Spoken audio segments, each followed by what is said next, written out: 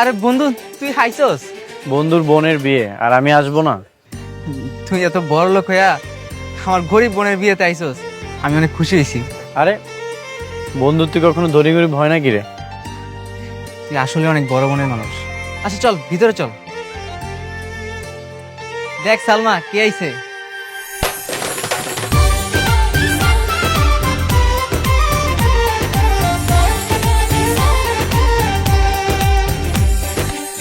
তোরে কইছিলাম না আমার বন্ধু আদনান আইবো? এই হইছে আদনান। বন্ধু, আমার বোন সালমা। আসসালামু আলাইকুম ভাইয়া। ওয়ালাইকুম আসসালাম। আচ্ছা থাক তাহলে, যে কোনো সময় কাজে আয়া পড়বো। চল বাইরে যাই।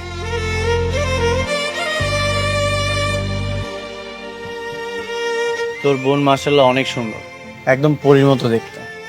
যে ছেলেটা তোর বোনকে বিয়ে করবে তো ভাগ্যবান পুরুষ। যদি সুযোগ থাকতো তাহলে আমি একবার চান্স নিতাম। কি যে কস না, দোয়া কর সব যাতে ঠিকঠাক হয়ে যায়। কথা ছিল মোটরসাইকেল দিবেন, বিয়ের আগেই আমি মোটরসাইকেল চাই, নাইলে এই বিয়ে হইব না। বিশ্বাস করেন ভাইজান, আমি লোন উঠাইতেছি, এক সপ্তাহের মধ্যে লোনটা হয়ে গেলে আপনার মোটরসাইকেল আমি কিনা দেবো। রাখেন মিয়া আপনার এই সব বিশ্বাসের কথা, এই সব কথা বাদ দেন। মোটরসাইকেল দিবেন, না হলে এই বিয়ে হইব না। আর একবার যদি বিয়ে হয়ে যায় আমি মোটরসাইকেল পামু? ভাইজান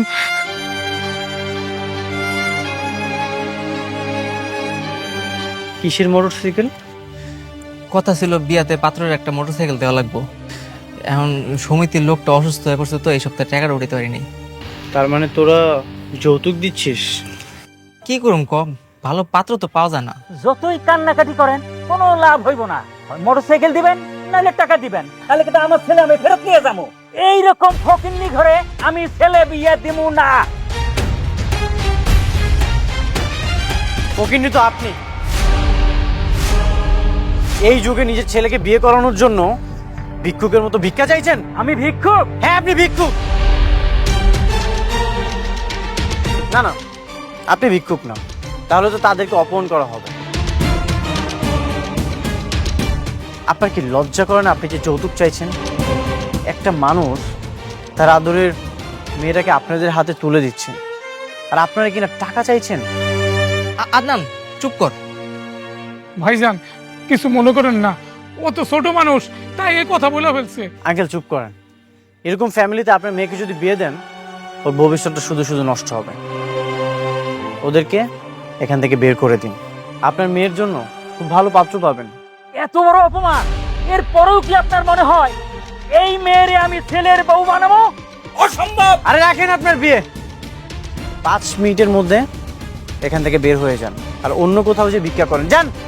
এই চল, এই ছোট লোকদের বাসায় আন না। আয়।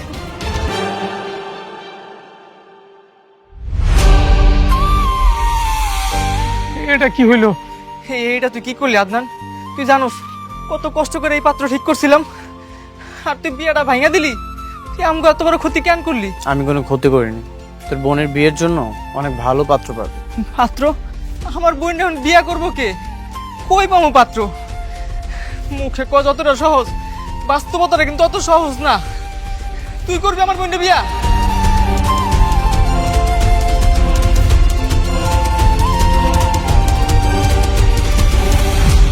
হ্যাঁ আমি বিয়ে করব।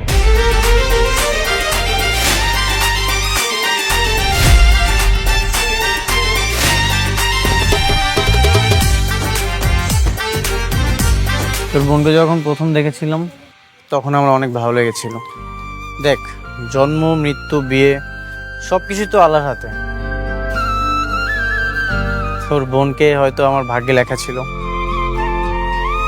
তুই এত কোটিপতি বাবার সন্তান, তুই আমার গরিব বোনে কেন বিয়ে করবি? আমি তাকে ভালোবাসতে চাই, সারা জীবন একসাথে থাকতে চাই।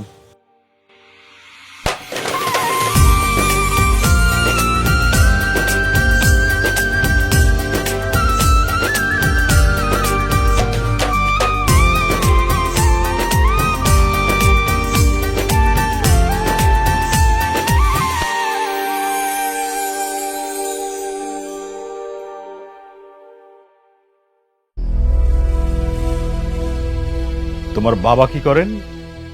ওর বাবা আদনান, তুমি যাকে বিয়ে করে এনেছো সে কি কথা বলতে পারে না বাবা? যাকে প্রশ্ন করেছি তাকে কথা বলার সুযোগ দাও। বলো। মানে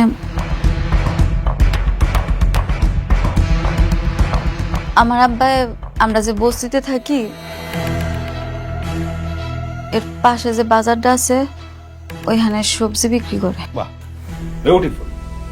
আফতাব চৌধুরীর একমাত্র ছেলের শ্বশুর একজন সবজিওয়ালা। কি জঘন্য, কি বিশ্রী একটা ঘটনা ঘটিয়েছে তোমার ছেলে। বাবা, তুমি কিন্তু আমার ওয়াইফের সামনে তার বাবাকে অপমান করছো, এটা কিন্তু একদমই ঠিক না। চুপ করো তুমি। লাখ লাখ টাকা খরচ করে তোমাকে লেখাপড়া শিখিয়েছি, অথচ নিজের আত্মসম্মানটুকু তুমি শিখতে পারোনি। কি বলতে চাও তুমি বাবা? একটা বস্তি সবজিওয়ালার মেয়ে এই বাড়ির পুত্রবধূ হতে পারে না। তুমি আজই ওকে ডিভোর্স দিবে এবং ওর সবজিওয়ালা বাবার কাছে ফিরিয়ে দিয়ে আসবে। অসম্ভব। আমি ওকে বিয়ে করেছি, মৃত্যুর আগ পর্যন্ত আমি ওর পাশে থাকবো। আদনান, তুমি ভুলে যেও না তুমি আফতাব চৌধুরীর একমাত্র সন্তান এবং তোমার বাবা এক কথার মানুষ, সেটা তুমি ভালো করেই জানো। আমিও তোমার মতো এক কথার মানুষ বাবা। তুমি যদি আমাদেরকে মেনে না নাও তাহলে বাসা ছেড়ে চলে যাবো। আদনান, তুই এসব কি বলছিস বাবা? ঠিক আছে, তুমি বেরিয়ে যাও। তোমার মতো সন্তান আমার দরকার নেই। যে সন্তান বাবার সম্মান রক্ষা করতে পারে না তার মতো সন্তান আমার দরকার নেই। যাও। চলে যাচ্ছি, তবে জেনে রাখো খুব সহজে কিন্তু এখানে আর ফিরবো না। যাও, তুমি চলে যাও। কোনোদিন যদি এই মেয়েকে তুমি ত্যাগ করতে পারো সেই দিন এই বাড়িতে ফিরবে, অন্যথায় ফেরার দরকার নেই। তাহলে তো আর কখনোই ফিরবো না। তোমরা ভালো থেকো, চলে যাচ্ছি। আদনান, যাসনি বাবা। আজ থেকে তোমার সকল সুযোগ সুবিধা এবং ব্যাংক অ্যাকাউন্ট আমি বন্ধ করে দেব। তোমার যা ইচ্ছে তুমি তাই করো।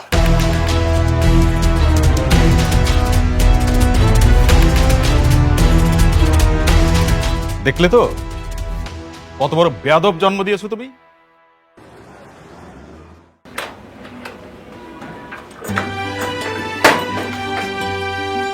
তোরা কিন্তু চাইলে আমগুলোকে থাকতে পারতি, আমি আর বাবাই তো থাকি শুধু। না মামুন, আমি সালমাকে বিয়ে করেছি, আমি ওকে আমার কাছেই রাখবো। কোনোভাবেই চাই না বিয়ের পরও সালমাকে কেউ কোনো ধরনের কথা শোনাক। কে কি করব? কেউ কিছু করবো না। আচ্ছা বাদ দে, আমরা এইখানেই থাকতে পারবো। দেখি যত দ্রুত সম্ভব একটা চাকরির ব্যবস্থা করতে হবে। চাকরিটা হয়ে গেলে তারপর একটা ভালো বাসা দেখে ভাড়া নিয়ে নিব। আচ্ছা ঠিক আছে, কোনো সমস্যা হলে জানিস কিন্তু। ভাইয়া, আব্বার দিকে খেয়াল রাখিস। আব্বা তো খালি কান্না করে। আব্বারে কইস কান্না না করতে। যদি কিছু লাগে তাহলে আমি তো এখানে আছি, এখানে আমার লগে দেখা করে দেব। আচ্ছা ঠিক আছে, ঠিক আছে, আমি তাহলে যাই। নে, ভালো থাকিস, যাই।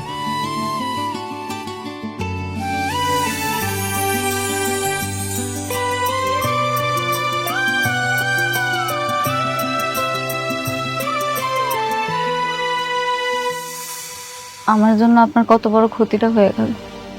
আপনার আম্মা আব্বা আপনার বাসা থেকে বাইরে করে দিল। আপনার আমার বিয়ে করাটা উচিত হয়নি। তোমার জন্য কেন হবে? সবকিছু হয়েছে আমার বাবার অহংকারের কারণে। তুমি কেন শুধু শুধু নিজেকে অপরাধী ভাবছো? তারপরও আমার বিয়েটা ভাঙা যাওয়ার পরে তখন আপনার হুট করে আমার বিয়ে করতে রাজি হওয়া উচিত হয়নি। আপনি তো আমার থেকে অনেক ভালো মেয়ে পাইতেন। তোমাকে প্রথম দেখেই আমার অনেক ভালো লেগেছিল। বিয়েটা ভেঙে গেছে, ভালোই তো হয়েছে। আমি খুশি মনে তোমাকে বিয়ে করেছি। আল্লাহ যা করেছে, যা রেখেছে ভাগ্যে, আশা করি ভালোই রেখেছে। ইনশাআল্লাহ। আমি সবসময় তোমার পাশে থাকতে চাই, ভালোবাসা দিই। আপনার আমি কথা দিতেছি, আমি সারা জীবন আপনার পাশে থাকব। আচ্ছা, কালকে কিছু আসবাবপত্র কিনতে যাব। আমার কাছে কিছু টাকা আছে, সেগুলো দিয়ে হয়ে যাবে। আচ্ছা, তাহলে আমিও আব্বারে কমু আমগো কিছু জিনিসপত্র কিনা দিতে। না, বাবাকে কিছু বলবে না, বাবার থেকে কিছু নেওয়া যাবে না। এই বাসাটায় আসার পরে তো এখানে খাট আছে, আরো কিছু আসবাবপত্র আছে। রান্নার কিছু জিনিসপত্র দরকার, সেগুলো কালকে নিয়ে আসবো। আচ্ছা ঠিক আছে।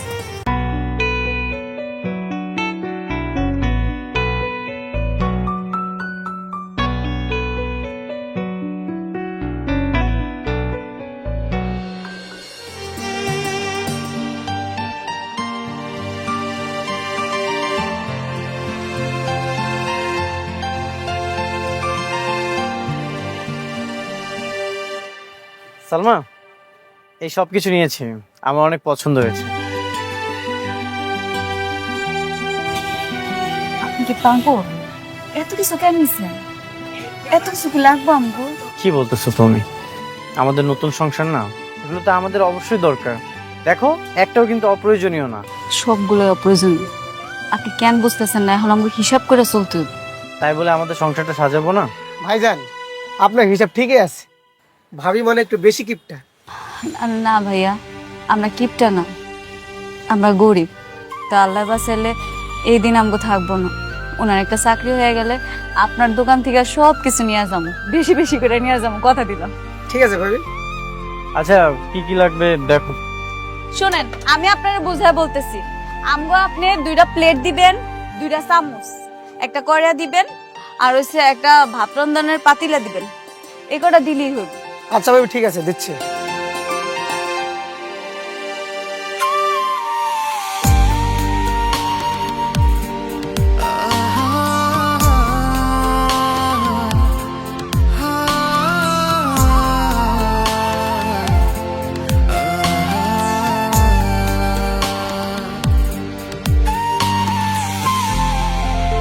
সালমা, এখন কি মনে হচ্ছে জানো? তোমাকে যদি আমি বিয়ে না করতাম তাহলে এত সুন্দর একটা জীবন আমি উপভোগ করতে পারতাম না। কেন? আপনি যে বড়লোক বাড়িতে ছিলেন, ওখানে সুখে ছিলেন না বুঝি? ছিলাম। এই যে তুমি রান্না করছো, তোমার পাশে আমি বসে আছি, আমি কখনোই আমার বাবা মার এমন মুহূর্ত দেখিনি। আমার মা তো সংসার সামলানো নিয়ে ব্যস্ত, আর বাবা সকালে যায় রাত্রে আসে, উনি তো বিজনেস নিয়ে ব্যস্ত থাকে। শোনেন, আপনার একটা কথা বলি, জীবনে টাকা পয়সার মূল্য আছে। আপনার বাবা আপনার জন্য যা করছে, আপনার ভবিষ্যতের কথা চিন্তা করে করছেন। কিন্তু আপনি কি করছেন? এটা কষ্ট দিয়ে একটা সবজিওয়ালি মায়েরে বিয়ে করে নিয়ে আসছেন। বাবার পক্ষ নিচ্ছ তো নাও, আমি কিছু মনে করছি না, কিন্তু আমার বাবা আমাদের বিয়েটা মেনে নিলেন না। কেন মেনে নেয়নি জানো? কারণ অহংকার। এই অহংকার একদিন আমি ধ্বংস করে দিব। আচ্ছা কইরেন, এখন জানি, একটু তেলের বোতল নিয়ে আসেন। তেল আন তো মনে নাই, রানমুখী দিয়া। আচ্ছা,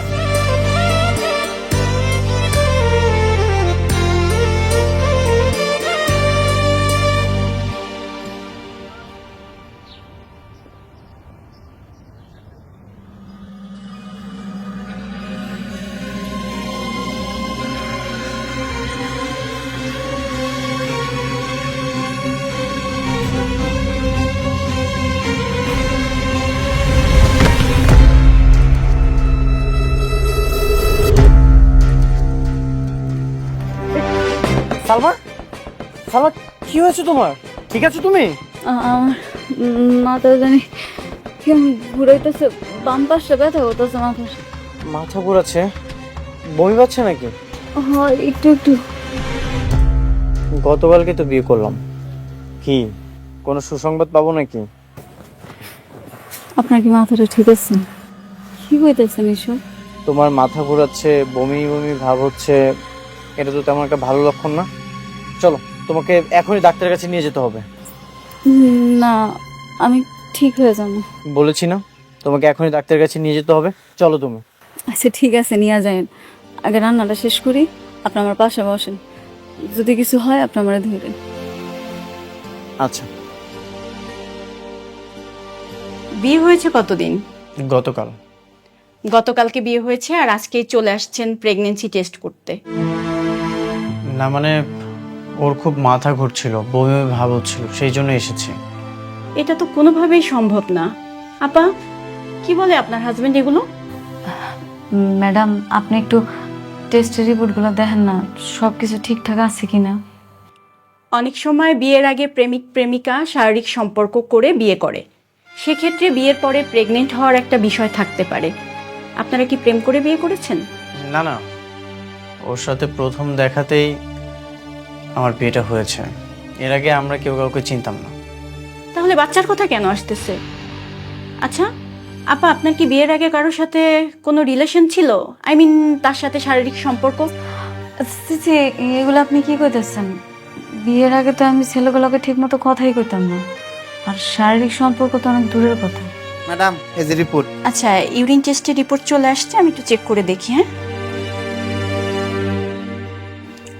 তুমি কোনো চিন্তা করো না, ভালো কিছুই হবে।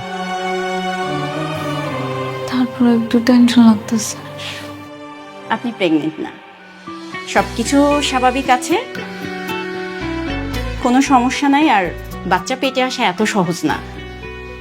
কিন্তু ওর তো খুব মাথা ঘোরাচ্ছিল, বই বই ভাব হচ্ছিল, তাহলে এগুলো কিসের লক্ষণ? অনেক সময় বিভিন্ন কারণে এটা হতে পারে। আর আমি 2টো টেস্ট আরও লিখে দিচ্ছি, আপনি কালকে টেস্টের রিপোর্ট আমাকে অবশ্যই দেখায় যাবেন, ঠিক আছে? ঠিক আছে, ধন্যবাদ।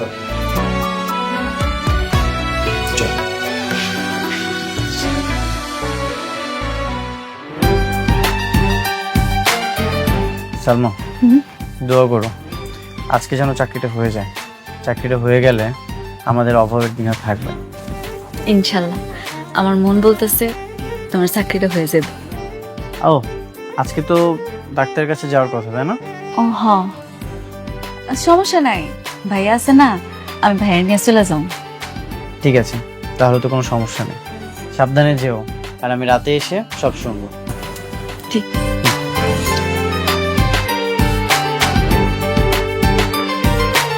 আসি।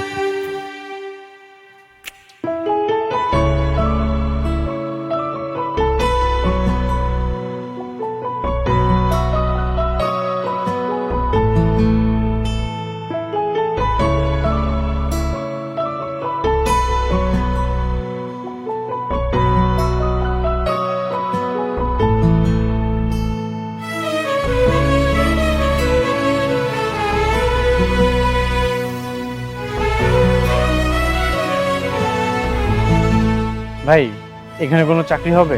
না ভাই, এখানে কোনো চাকরি হবে না।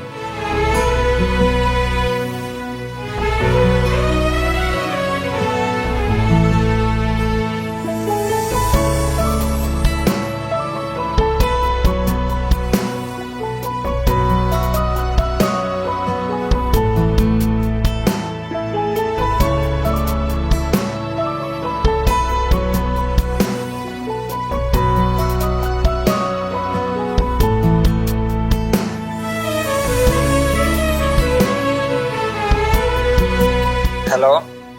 রোকন, হ্যাঁ বল। আমাকে একটা চাকরির ব্যবস্থা করে দিতে পারবি? খুব ইমার্জেন্সি। কি বলস, তুই চাকরি করবি?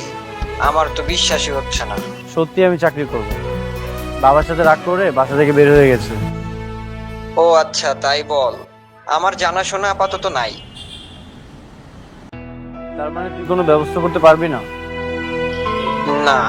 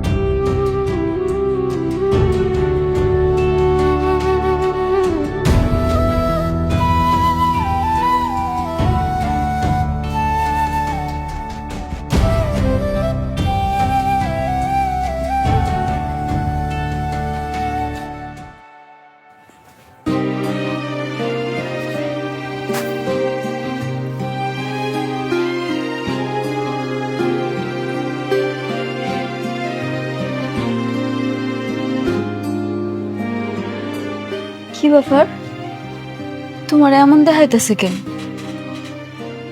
তোমার কি মন খারাপ? ইন্টারভিউ ভালো হয় নাই? ভাইয়ার নাম্বার দিয়ে কিন্তু ফোন দিছিলাম, ফোন তো রিসিভ করো নাই। তখন টের পাইনি। তারপর আমি আবার কল দিয়ে কথা বলেছি, ইন্টারভিউটা ভালো হয়নি। সত্যিই বাস্তবতা অনেক কঠিন। তুমি চিন্তা করো না, আল্লাহ ভরসা একটা না একটা ব্যবস্থা হয়ে যাবে। একটা না একটা ব্যবস্থা হবে। সালমা, তুমি ডাক্তার দেখিয়েছিলে? ডাক্তার কি বলেছে?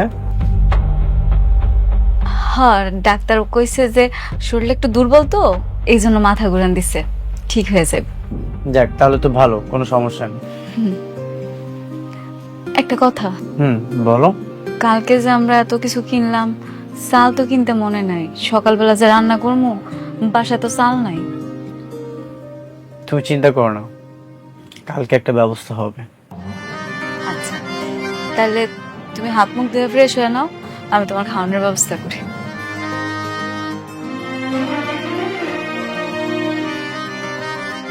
যেভাবেই হোক একটা চাকরির ব্যবস্থা করতে হবে।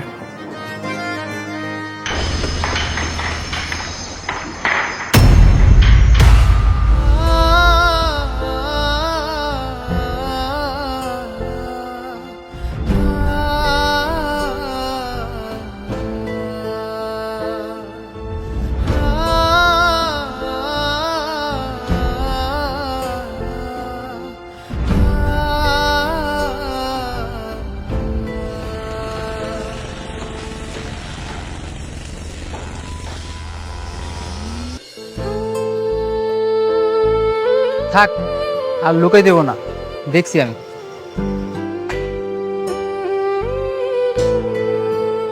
পালাবো কেন? তোর এই অবস্থা আদনান, তুই এইসব কাজ করতেছস? তোর বাবা এত বড় লোক, আর তুই আমার বোনকে বিয়ে করে এখন তোর এইসব কাজ করা লাগতেছে? তাতে কি হয়েছে? কোনো কাজই তো ছোট না। আর তাছাড়া আমি তো ভিক্ষা করছি না, পরিশ্রম করছি। তার লেগে এইসব কাজ? দেখ মামুন, এখানে নগদ টাকা। আমার বাবা তো আমার সকল ব্যাংক অ্যাকাউন্ট লক করে দিয়েছে। আমি চাইলেও কোনো কিছু কিনতে পারছি না, তাই এই কাজ করছি, পরিশ্রম করছি। আমার তো কোনো সমস্যা হচ্ছে না। আমার না অনেক খারাপ লাগতেছে তোর এরকম দেখা, আমি আসলে মানতে পারতেছি না। আচ্ছা, আমার কাজটা প্রায় শেষের দিকে, তুই একটু দাঁড়া, আমি কাজটা শেষ করে আসতেছি।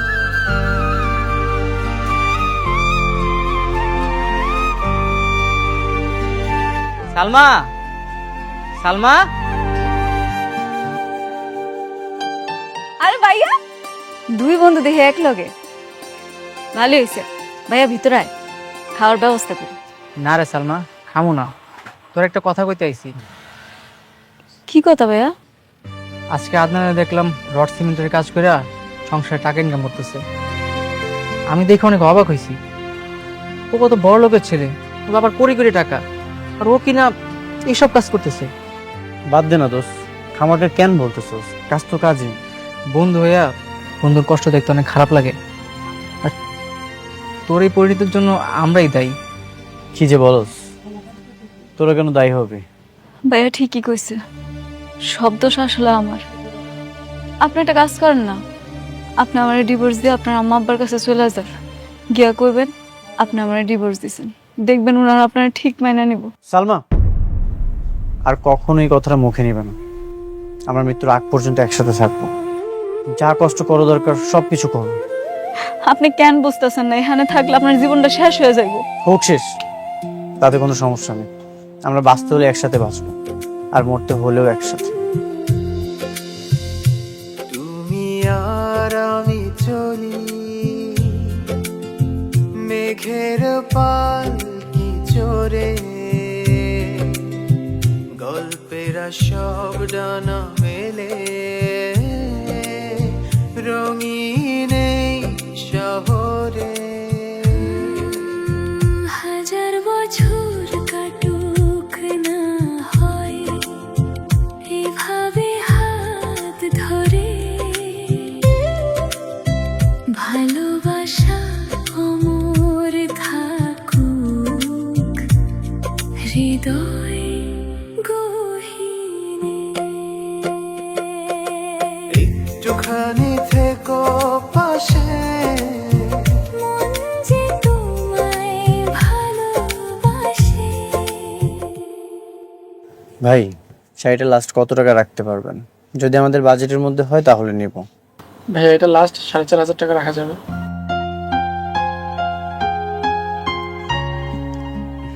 সালমা, আমার কাছে 500 টাকা আছে। এই শাড়িটার দাম তো অনেক বেশি। তুমি একটা কাজ করো, 300-400 টাকার মধ্যে একটা শাড়ি নাও। না থাক, নেওয়া লাগবো না, সমস্যা নাই তো। তোমার কাছে যখন টাকা হইব তখন তুমি কিনা দিও। না না, মার্কেটে যেহেতু এসেছি কিছু না কিছু তো নিয়ে যেতেই হবে। 200-300 টাকার মধ্যে শাড়ি নাও, কম দামের মধ্যে। আরে না, আমরা এমনও পড়া হয় না, নিয়ে এমনি ফালা রেখে ঘরের মধ্যে। কি দরকার শুধু শুধু টাকা নষ্ট কর? ঠিক আছে, তাহলে চল। কি হলো ভাইয়া, নেবেন না? আসলে আমাদের বাজেটের মধ্যে হচ্ছে না তো, অন্য এক সময় এসে নেব।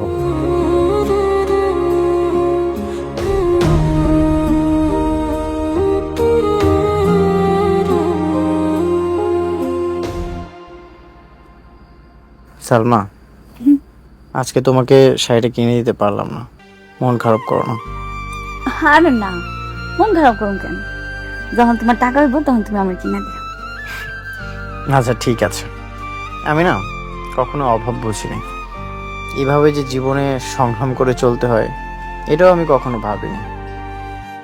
যাই হোক, তবে এই জীবনটা আমি বেশ উপভোগ করছি। ঠিকই বলছো, জীবনে কষ্ট ছাড়া না সহজে কিছু পাওয়া যায় না। আচ্ছা, সকাল 7টার দিকে আমাকে ডেকে দিও, দেরি হয়ে গেলে তো অনেক রোদ উঠবে, তখন কাজ করতে কষ্ট হবে। আচ্ছা ঠিক আছে, ঘুমাই পড়। আচ্ছা।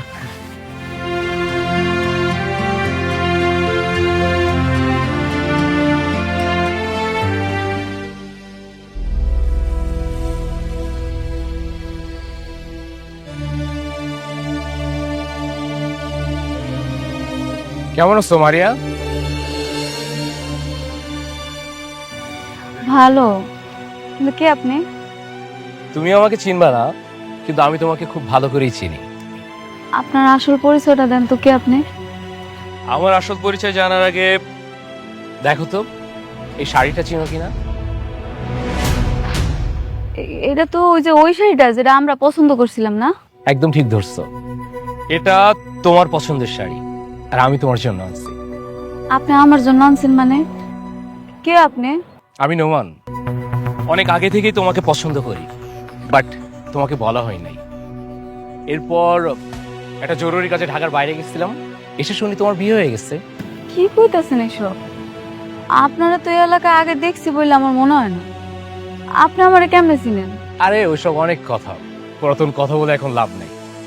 তুমি এখন শাড়িটা নিলে আমি অনেক খুশি হব। না, আপনি দিলে আমি নিমু কেন? বন্ধু ভেবে, ভালোবাসার মানুষ তো হতে পারি নাই, বন্ধু তো হতে পারি, তাই না? কিন্তু প্লিজ মারিয়া, কোনো কিন্তু না, তুমি নিলে আমি খুব খুশি হব।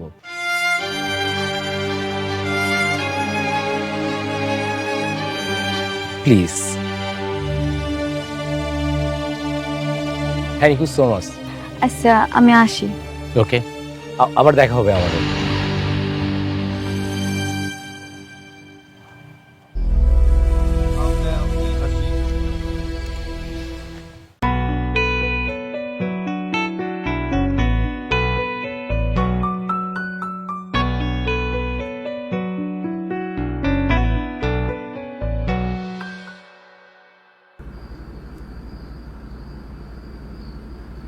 দেখো তো এই শাড়িটা আমারে কেমন দেখাইবো? মানাইবো না আমারে? এটা তো দোকানের শাড়ি, এটা তুমি কোথায় পেয়েছো? নিশ্চয়ই বাবার থেকে টাকা নিয়েছো, তাই না? না না, আব্বাই দেয় নাই। আর আব্বাই এত টাকা কই পাইবো? এই শাড়িটা আমি গিফট পাইছি। গিফট করেছে? কে? আমি চিনি না। হ্যাঁ নাকি আমার অনেক আগে থেকেই চিনে, আমার নাকি পছন্দ করে। আজকে হঠাৎ করে রাস্তায় দেখা হইলো, তারপর আমার শাড়িটা ধরে দিছে। বাইরে একটা অপরিচিত মানুষের কাছ থেকে তুমি শাড়ি গিফট নিয়েছো? সে তোমাকে পছন্দ করে তাই? হ্যাঁ নিছি, কেন কি হয়েছে? কি হয়েছে মানে?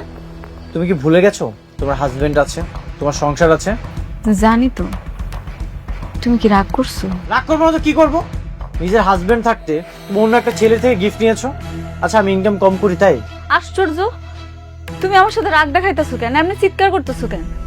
আমার ভুলটা কোন জায়গায়? জিনিসটা তো আমার পছন্দ হয়েছে, আর সে যখন দিছে আমি না করি কেমনে? তুমি কও। না করবে কিভাবে মানে? তুমি কালকে যেই শাড়িটা দিয়ে আসবে। আমি তো নিয়ে আনিছি শাড়িটা। গিফটের জিনিস মানুষ ফেরত দেয় কেমনে? যেভাবে নিয়েছো ঠিক সেভাবেই দিয়ে আসবে। আমি কিছু জানি না, কিচ্ছু শুনতে চাই না।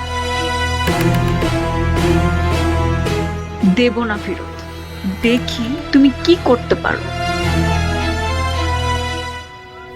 তোমার এখানে একটা ময়লা পড়ছে, দেখি।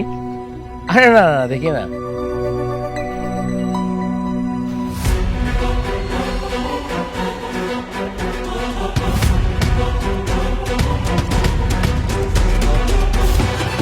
সালমা,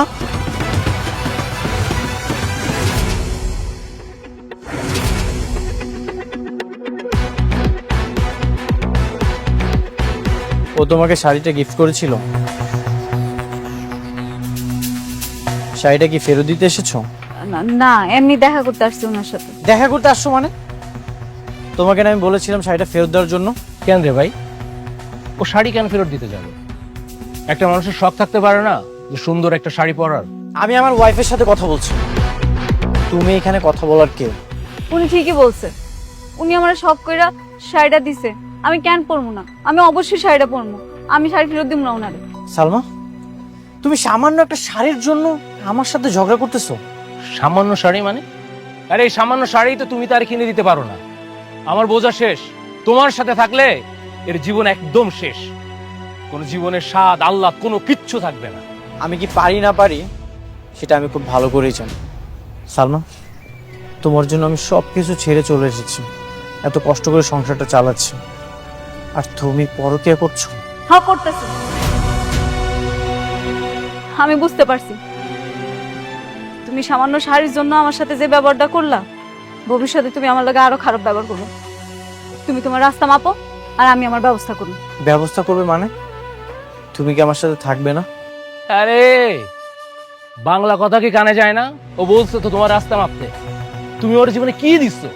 বাজার করার টাকা আছে তোমার কাছে? বাজার করার টাকাই তো তোমার কাছে নাই, তুমি কি করবা জীবনে? যাও রাস্তা মাপো, যাও। বেঈমান, প্রতারক। হ্যাঁ আমি বেঈমান প্রতারক, তুমি যাও।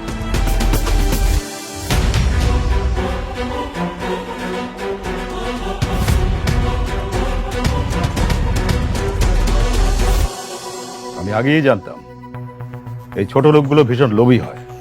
ওরা যখন দেখেছে যে তুমি বড় লোকের ছেলে, তখন তোমাকে ভুলিয়ে বালিয়ে লোভ দেখিয়ে বিয়ে করেছে।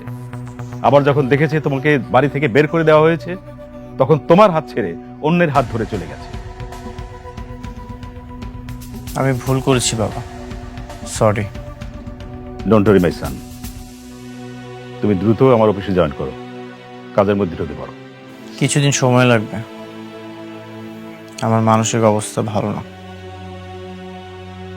ঠিক আছে, কিন্তু বেশি সময় নিও না।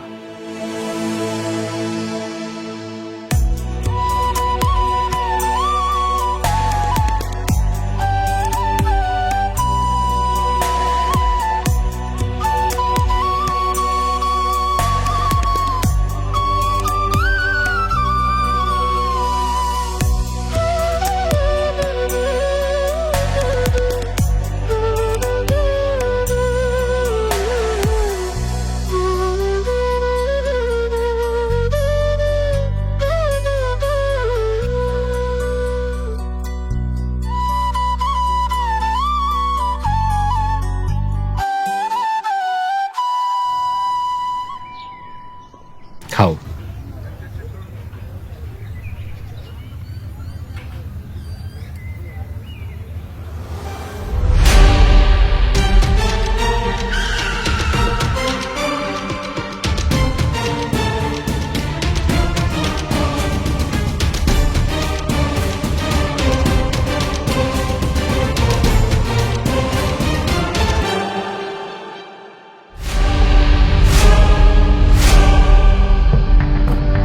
কিরে ক্যারেক্টারলেস, তোর তাহলে এমনই রূপ, মেয়ে পটিয়ে প্রেম করা?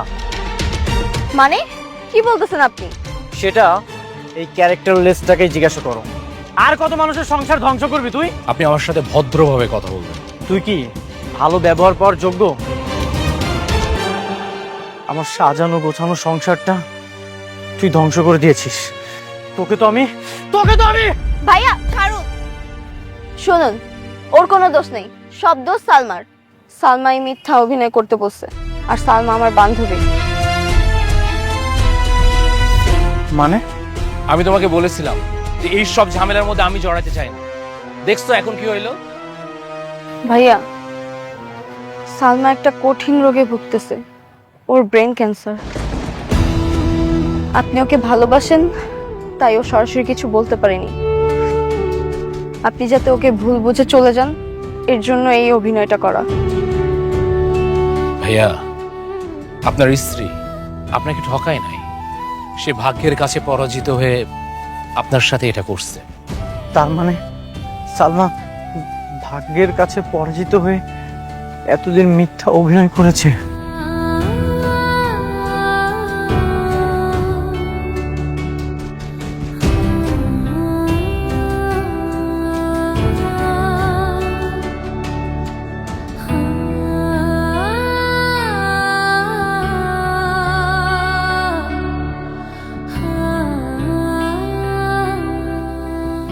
সালমা, সালমা,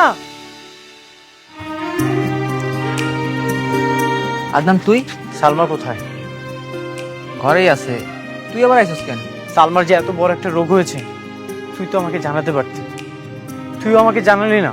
সালমা চাই নাই তুই এগুলো যাই না কষ্ট পাস। আচ্ছা, সালমা কোথায়? সালমা, সালমা,